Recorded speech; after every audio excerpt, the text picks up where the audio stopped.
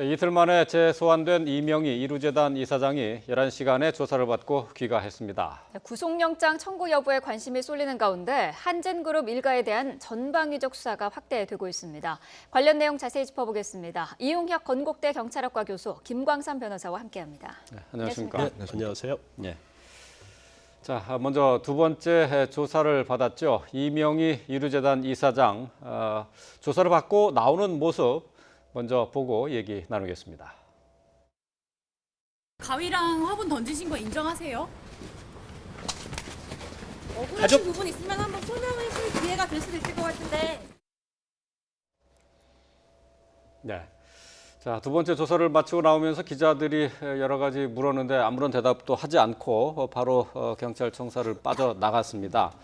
자, 이번 조사에서 경찰에서는 별다른 어떤 구체적인 답변을 얻어내지 못했죠. 네, 그 이명희 그 여사가 모든 것을 다 부인하고 있는 입장인 것 같습니다. 네. 기억이 안 난다고 얘기하든가 그거 같은 이제 사실이 없다라고 이제 그 얘기를 하고 있는 것 같습니다. 저 경찰청사에 들어가기 전에 기자의 질문에 유일하게 답변한 것이 관련인들에 대해서 참고인들에 대해서 회유와 설득의 시도가 있었느냐 이것은 네. 없습니다. 그렇죠. 이것만 정확하게 얘기를 하고 나머지는 다 이제 조사에 성실히 임하겠다고 얘기했는데 막상 조사하는 과정에서는 전면적으로 혐의를 다 이제 부인한 것 같습니다. 아무래도 그 법적 평가의 면에서 입증해야 될 책임은 이제 검찰, 경찰 쪽에 있는 것인데 과연 특수 폭행 또는 상습 폭행의 직접적인 증거가 경찰에서 갖고 있었겠느냐 이 부분에 있어서 사실은 이제 그러지 않을 가능성도 있다라고 아마 변호사의 조력을 받은 이와 같은 입장이 아닌가 생각이 됩니다. 네. 왜냐하면 그거 지금 다 말로만 있는 것이기 때문에 예를 들면 가위를 던졌다라든가 화분을 던졌다라든가 그것에 있어서의 구체적인 증거가 정말 있었던 것인지 또는 이제 이와 같은 이제 계속된 그 폭행으로 인해서 그 피해자가 예를 들면 뭐 상해의 증상이 있다고 한다면 그 당시에 혹시 그 병원에서 뭐 진료 사실이라든가 또는 진단서라든가 뭐 이런 것이 이제 있어야 구체적인 그와 같은 폭행의 피해 또는 지속된 상습 폭행의 피해, 특수 폭행이 있는 것인데 그렇지 않다 보니까 일단은 방어하는 측면에서 모든 것을 부인하고 기억이 안 난다. 이와 같이 이제 방어하는 전략적 모습이 아닌가 생각됩니다. 네. 월요일에 소환 조사를 받아서 화요일 새벽에 돌아갔었고요. 어제 또 2차 소환을 받은 건데 이렇게 경찰이 하루 걸러서 재소환한 이유가 있을까요? 아마 이제 처음 조사할 때 좀 미진한 부분이 있었을 거예요. 네. 그리고 만약에 영장을 청구하지 않으려고 하면 아마 시간에 좀 텀을 두고 조사를 했을 텐데 네. 아마 급박하게 영장을 청구하겠다고 결정이 된 것 같습니다. 그러면 이제 영장 청구를 하려고 하면 수사가 어느 정도 완료가 돼야 하고 또 미진한 부분이 있으면 이제 보충을 해야 하거든요. 네. 이명희 씨 같은 경우에는 이제 범행을 거의 다 부인하고 있잖아요. 네. 부인하고 있는데 나는 하지 않았다 이렇게 부인하는 거하고요. 기억이 나지 않는다는 굉장히 차이가 있어요. 그러니까 기억이 나지 않는다는 것은 이제 부인에 속하긴 하지만 굉장히 약한 거죠. 그러면 기억이 잘 나는 피해자들하고 기억이 나지 않는 이명희 씨하고 둘의 관계에 있으면 누구 진술이 신빙성이 있겠습니까? 기억이 잘 나는 피해자들의 진술이 신빙성이 있겠죠. 그다음에 이제 가위하고 이제 화분 자체는 중요한 의미가 이게 위험한 물건이란 흉기가 될 수 있거든요. 네. 그러면 특수 상해나 이제 특수 폭행이 될 수 있는 부분이기 때문에 이제 이 부분이 제일 중요하니까 아까 기자도 가위나 뭐 화분 던지는 거 인정합니까 이렇게 물어본 거죠. 핵심적인 거 물어본 건데 저는 이제 개인적으로 말씀을 드리면 이제 피해자 진술이 사실은 거짓말을 할 이유가 없다고 보거든요. 그러니까 지금 11명 조사했는데 그중에 이제 1명만 제외하고는 10명은 처벌을 원한다고 합니다. 그리고 이명희 씨의 어떤 이제까지 쭉 어떤 제보나 녹취 파일이나 여러 가지 행태를 보면 피해자의 진술이 오히려 신빙성이 있다. 그러면 진단서랄지 뭐 가위나 화분 같은 그런 물적 증거가 없다 하더라도 피해자 진술 하나만 가지고도 신빙성이 있으면 그건 유죄의 증거, 영장에 있어서 어떤 자료를 소명의 자료를 쓸 수 있는 거거든요. 그렇기 때문에 증거에 있어서는 별 문제가 없지 않을까 싶고요. 영장이 청구가 되면 뭐 발부될 가능성도 상당히 높다 이렇게 봅니다. 네. 어제 이제 경찰에 나오는 모습을 저희가 화면을 통해서 보여드렸는데요. 이제 우산으로 이게 얼굴을 가리면서 올라가는 모습이었어요. 이게 어제 이제 기자들에게 미리 알려지지 않았고 비공개 소환 조사였지 않습니까? 네. 그렇다면은 경찰에서 이제 저렇게 피의자를 비공개 소환 조사하는 경우는 이게 어느 정도 이제 조사받는 사람을 좀 배려를 해준 그런 차원 아닌가요? 근데 뭐 그런 면이 없지 않아 있는 거죠. 더군다나 이틀 만에 또 조사를 받게 되니까 이것은 이제 알리지 않은 상태인 것 같습니다. 그런데 어쨌든 언론에 관심이 있다 보니까 그 상황이 이제 뭐 포착이 분명히 된 것 같고요. 네. 어쨌든 원래 그 계획하는 시간보다 그럼에도 불구하고 예. 2시간 일찍 나타난 것 같습니다. 예. 그만큼 언론에 대한 관심에 상당히 부담감을 느꼈던 것 같고 또 카메라가 비치니까 우산으로서 본인의 그 얼굴을 이렇게 가리는 모습.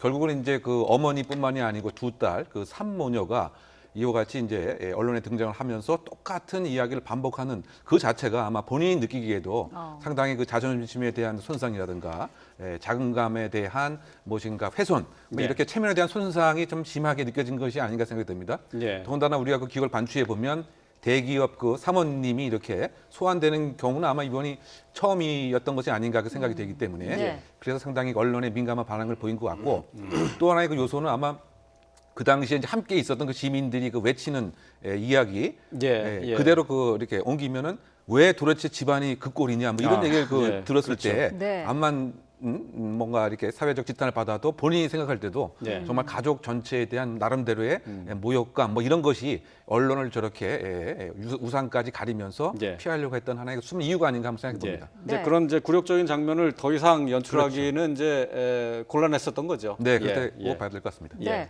특수폭행, 뭐 상습폭행 혐의가 적용될 것으로 지금 보이는데, 자, 이 부분이 혐의가 적용이 되면은 처벌 수위는 어느 정도가 되나요? 이제 중요한 부분은 뭐 일반적인 이제 폭행, 단순 폭행 같은 경우 그렇게 죄질이 무겁지 않죠. 네. 그리고 뭐 구속하는 사례도 없고요.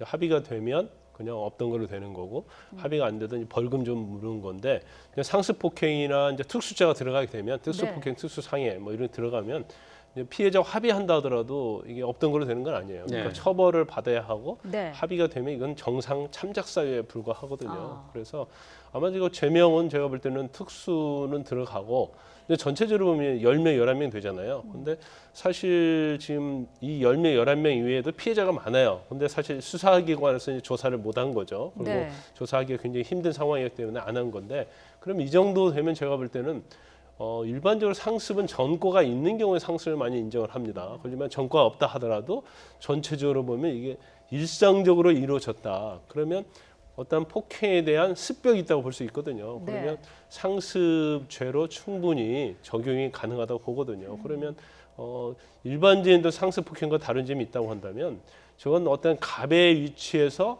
폭행의 정도가 예. 상대방의 인격을 모욕하면서 정말로 굉장히 삶에 대해서 좌절을 시키는 그러한 아주 죄질이 아주 안 좋은 폭행이라고 볼 수 있거든요. 예. 그래서 네. 아무리 그 결과가 그렇게 중요하지 않다 하더라도요. 그 과정에 있어서 뭐 예를 들어서 굉장히 연장자를 폭행한다랄지 이제 그런 경우는 경미하다 할지라도 구속하는 사례가 있거든요. 네. 그렇기 때문에 제가 볼 때는 아주 형량도 높을 뿐만 아니라 죄질이 안 좋기 때문에 상습 폭행이나 이제 상습적으로 가면 이제 구속 영장 발부가 될 가능성이 높다 이렇게 예. 얘기할 수 네. 있죠. 자, 한진그룹의 조양호 회장의 부인 이명희 이르재단 이사장이 조사를 받는 것과 함께 또 장남입니다. 조원태 대한항공 사장에 대해서도 또 교육부에서 조사를 시작했다고요? 네, 그 교육부에서 이제 현장에 그 직원을 파악해서 그 당시에 그 입시와 관련된 자료도 이제 확보하려고 하는 것 같고요. 왜냐하면 편입학 요강대로 예. 절차가 이루어진 것인지 아니면 편입학 요강은 따로 있는데 실제로는 무엇인가 특혜가 이루어진 것인지 그것을 현재 중점적으로 보고 있는 것 같습니다. 근데 어쨌든 그 1998년도에 인하대에 2학년으로 편입을 했는데 네. 그 직전에 이제 미국에 있는 2년제 칼리지를 다닌 것 같습니다. 근데 중요한 점은 과연 그 당시에 요구되는 이수 학점을 완전히 이수한 상태에서 편입이 이루어졌는지 그리고 편입에 필요한 일정한 시험 등을 제대로 응했던 것인지 예. 네. 아니면 이런 것을 다 무시하고 그야말로 이제 이사장의 아들이기 때문에 이런 것과 상관없이 무조건 2학년을 편입이 된 것인지 예. 그래서 이제 부정 입학이 아니었던 것이냐 네. 이런 의혹이 있기 때문에 가장 중요한 것은 1998년 당시에 편입학에 관한 기준 요건을 제대로 충족했는지 이것을 지금 파악하는 것이 하나의 목표로 교육부에서 보고 있는 것 같은데 네. 이것도 무엇인가 조금 부정적인 면이 있지 않느냐 이런 의혹의 시선이 많이 있는 상황입니다. 예. 네. 교육부가 조사는 벌이기로 했습니다만은 이게 20년 전의 일이기 때문에 과연 실효성이 있느냐라는 지적도 있어요.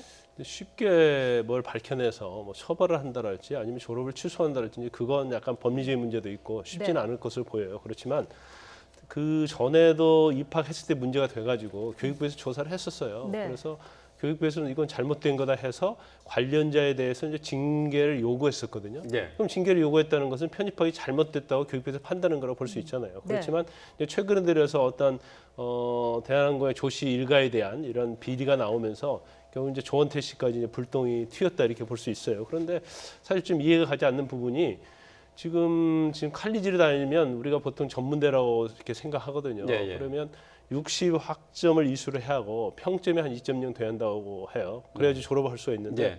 33학점에 평점이 1.67밖에 안 돼요. 예. 그러면 학점도 모자라고 평점도 안 되고. 그러면 이걸 졸업했다고 볼 수 없는 거죠. 네. 그러니까 제대로 다니지 않았다고 보기 때문에 지금 사실 대학에 편입하려고 하면 4년제 대학에 2년을 마치든지 아니면 네. 졸업을 애정을 두고 있든지 아니면 전문대 2년 전문대를 졸업 애정하는 경우, 졸업한 경우 이제 그런 경우가 한정되기 때문에 이걸 과연 전문대 졸업한 걸 볼 수 있겠느냐. 그런데 상식적으로 보면 볼 수 없다고 볼 수밖에 없거든요. 예, 예. 그래서 이제 교육부에서 재조사를 할 텐데 일단 관련된 자료가 일반적으로 보증 기간이 5년입니다. 그 네. 경우에 따라 10년인 경우도 있겠죠. 그런데 지금 벌써 98년도니까 20년 흐른 거 아니겠어요? 그래서 예. 자료도 없을 뿐더러 음. 다시 조사한다고 해서 전에 조사한 거에 이제 재탕이 될 수밖에 없는 상황이 아닌가 싶습니다. 예. 네. 사실상 뭐 실효성은 없다라고 봐야 될 것 같은 그런 느낌인데요. 자, 이제 한진그룹 일가의 밀수 의혹이 이제 불거지면서 관세청에서 유착 의혹이 나오니까 이제 민간 위원들을 중심으로 한 태스크포스가 구성이 됐었습니다. 여기에 대한 태스크포스의 조사 결과가 나왔는데요. 관련된 발표 내용을 잠시 좀 들어보고 오겠습니다. 사회 지도층에 대해서 휴대폰 검사를 강화할 것을 권고드립니다. 빈번하게 출국을 하고 해외에서 고액 쇼핑을 하는 계층은 특별 관리 대상으로 지정을 해서 밀수 같은 위법 사항이 발생하지 않도록 철저하게 관리를 해야 할 것입니다. 네, 세관 업무에 대한 민간 차원의 태스크포스 조사 결과가 발표가 되는데요.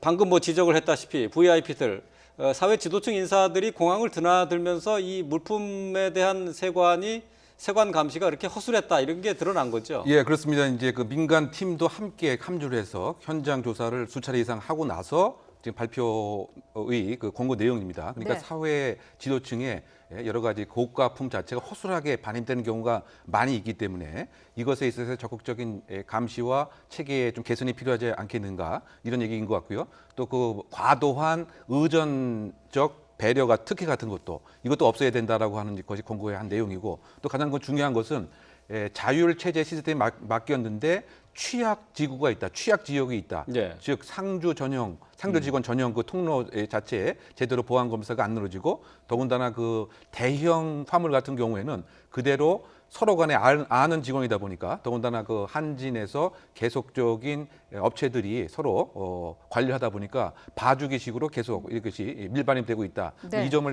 지적하고 있는 것 같고요. 더군다나 보세 창고 같은 경우에는 아예 관리 감독 자체가 허술할 수가 있다. 네. 더군다나 중요한 것은 이것을 실제로 관세 당국에서 검열을 한다고 하더라도 그것이 1%, 2% 남짓이기 때문에 98%는 마음만 먹으면 언제든지 통과할 수 있는 것이 아니냐 이런 문제점을 이제 지적을 한 것 같습니다. 예, 예. 그래서 결국 요약을 하게 되면 더군다나 그 VIP 그 한진 일과 관련된 것은 서로 간에 계열사 직원들이 눈 감아주기식으로 이 밀수 내지 신고를 안 할 가능성이 있기 때문에 네. 이것에 대해서는 관세 당국의 철저한 개선이 필요하다. 이것이 예. 그 권고 내용의 요점인 것 같습니다. 지금 네. 공항에는 VIP들을 위한 전용의 출입국 통로가 또 따로 있는 거죠. 일반인들이 보통 뭐 공항에서 세관을 지나려고 하면은 줄을 서서 가야 되는데 그렇죠. VIP는 또 다른 통로가 있는 거잖아요. 그러니까 뭐 패스트 트랙이 이제 따로 존재하죠. 물론 이제 일반인도 일정한 이제 쿠폰이 있으면 그걸 이제 활용하게 하지만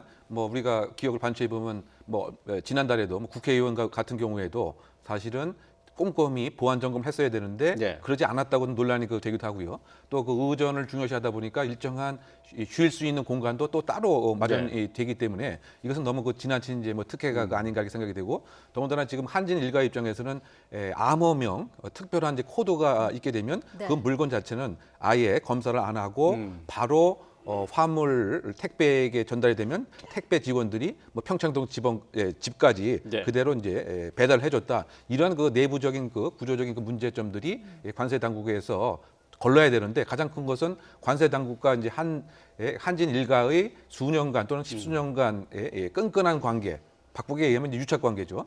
그것에 있어서 문제점이 있지 않겠느냐, 한통속이 아니었느냐. 예. 그래서 구체적인 사례를 보면 조향호 회장 일가가 제공한 양주로 관세청 직원들이 함께 회식을 했다. 예. 이런 그 얘기가 나오는 것이 유착 관계에 대한 하나의 반증이 아닌가 생각됩니다. 네. 이 밀수 의혹과 관해서는 조현아 전 대한항공 부사장이 다음 주 초에 이제 소환될 예정으로 있는데 어떤 점들을 조사하게 될까요? 근데 이제 관세청에서 이제 밀수랄지 세금 포탈에 대해서 찾으려고 굉장히 압수수색을 많이 했지 않습니까? 네. 그래서 평창도 자택의 비밀 예방도 뒤지고 했는데 발견을 못했어요. 예. 그런데 이제 조현아 씨의 통신 기록을 하다가 거기에서 협력업체 2곳과 관련성을 밝혀낸 거예요. 그래서 그 2곳을 압수수색해 보니까 거기에 2.5톤 가량의 어떤 밀반입한 물건이 있었다는 거죠. 예. 그런데 이제 조현아 씨 같은 경우에는 코드명이 DDA입니다. DD는 이제 부사장급 이상을 DD로 하고 A가 이제 조현아 씨의 이제 코드명이라고 그래요. 근데 거기에 아마 DDA 물건이 코드 적힌 물건이 상당히 많았다고 보고, 그다음 참고인들 조사를 했었는데 조현아 씨에 대한 혐의가 좀 명백해진 것 같아요. 그래서 지금 밀수랄지 관세 포탈과 관련된 부분에 있어서는 조현아 씨, 조현민, 그다음에 이명이 이제 3명을 조사하게 되는데 네. 그 중에서 양도 제일 많고 그다음에 가장 명백하게 혐의를 입증할 수 있는 사람이 이제 조현하다, 이렇게 관세청을 보고 있는 것 같아요. 예, 예. 그런데 이제 최근에 이제 관세청이 하는 걸 보면 지금 관세청장이 지금 검사 출신이거든요. 예. 그래서 보면 이제 수사를 좀 할 줄 알아요. 아, 그다음에 내부 인사가 아니잖아요. 예. 그러니까 아까 말씀드린 것처럼 TF 팀도 꾸려서 관세청이 혁신을 하려고 하는 그런 상황이기 때문에 예. 상당히 이전 관세청과 지금 다른 모습을 좀 보이고 있지 않나 싶습니다. 그렇군요. 네. 예. 자, 한진그룹 일가에 대한 수사가 전방위적으로 이루어지고 있는데요. 경찰, 그리고 또 교육부, 관세청. 여기에 이제 국민연금까지 가세를 했습니다. 대한항공의 2대 주주인데 말이죠. 이 국민연금에서 대한항공에 대한 주주권을 적극 행사하겠다, 이렇게 밝히고 나왔어요. 상당히 이례적인 조치죠. 그렇죠. 일단은 하나의 경고 사인이 아닌가 생각이 됩니다. 실질적으로 이제 주주권을 이제 행사하는가 여부는 조금 더 지켜봐야 될 것 같은데, 네. 왜냐하면 네. 그러기엔 현실적으로 여러 가지 어려운 점이 있지 않겠느냐. 왜냐하면 이제 국민 지금 연금 자체가 지금 한진칼 말고도 다른 데도 상당 부분 이제 다른 회사에도 있지 않습니까? 그런데 그렇죠. 만약에 예. 이것을 행사한다고 한다면 마치 이제 사적인 경영적 결정을 해야 되는 것에 정부가 다 일일이 개입할 수 있다라고 하는 하나의 또 좋지 않은 신호 되지 않습니까? 이것은 하나의 또 경영에 있어서의 관치 행정 같은 모양새가 있기 때문에 예. 정말 원한다고 한다면 소액 주주가 모여서 나름대로의 주주권 행사를 할 수가 있는 거죠. 이사회를 구성해서 예를 들면 이사진을 교체한다든가, 예. 이것은 일반적인 절차가 이제 가능한 건데, 소액 주주 같은 경우는 이제 응집력 내지 또는 주가에 있어서의 하락 같은 거를 상당히 부담하기 때문에 소액 주주의 입장을 기대하기는 상당히 어렵고, 그렇다고 이제 지금 국민연금에 정말 주주권을 행사하는 것도 제가 말씀드린 관치 행정의 위험성 때문에 상당히 현실적으로 어렵다. 다만 그럼에도 불구하고 국민적인 공분을 자아내고 있고 노블리스 오블리지의 기본 정신을 망각하고 있기 때문에 하나의 중요한 경고 사인이 아닌가 이렇게 해석해 봅니다. 예. 네. 알겠습니다.